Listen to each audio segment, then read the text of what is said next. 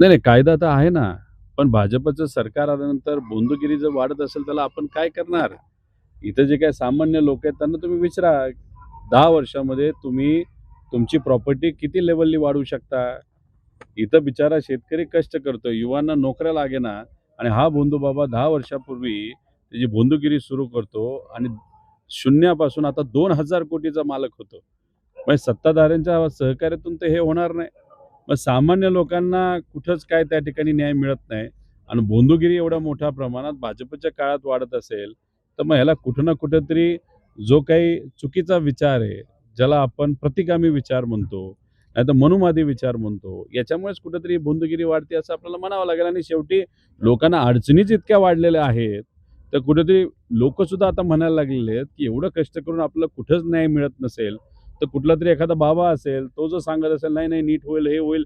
तर साहजिकच भोळी-भाबडी लोकं असतात, त्यांना वाटतं, की हां, ठीक आहे, बघू आपण हा प्रयत्न करू, ही पूजा करू, ते करू आणि त्याच्यात कुठेतरी बोंदगिरी मोठ्या प्रमाणात वाढते आणि त्याला सरकारकडनं मोठ्या प्रमाणात पाठिंबा आहे. आणि सगळ्यात महत्त्वाची गोष्ट तुम्ही समजून घ्या, नाशिकमध्ये जे काही प्रकरण झालं होतं, त्यामध्ये 70 अधिकारी आणि नेत्यांचे महिलांबरोबरची व्हिडिओ आहेत. त्याच्यामध्ये हनी ट्रॅपिंग झालं असं म्हणतात.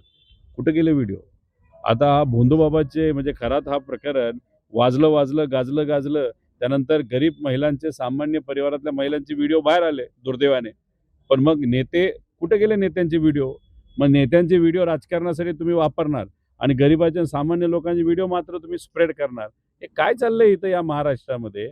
आणि म्हणून कुठेतरी मला असं वाटतं, की हे जे काही राजकारणाला ब्लॅकमेल करण्यासाठी हे व्हिडिओ जे वापरले जातात, हे जे गलिच्छ राजकारण आपल्या महाराष्ट्रामध्ये चाललंय, ते कुठं ना कुठेतरी खोडून काढावं लागेल. आता काल परवा जो डिलिमिटेशन कायदा मारून मुटकून या देशामध्ये पार्लमेंटमध्ये स्पेशल सेशन करून आणण्याचा प्रयत्न तिथे केला.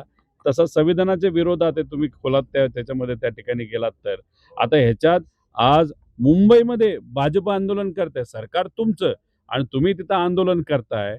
आता एका महिलेचा व्हिडिओ प्रसिद्ध झालेला आपण सर्वांनी बघितला. 2-2 तास लोकांना थांबवून ठेवलंय गाडीमध्ये आणि ह्यांचं आंदोलन चाललंय.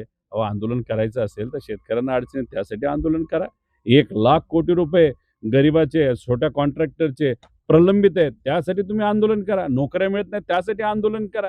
आता प्यायच्या पाण्याचा प्रश्न या दुष्काळामध्ये मोठ्या प्रमाणात होणार आहे. त्याच्यात केळीचे रेट वाढणार.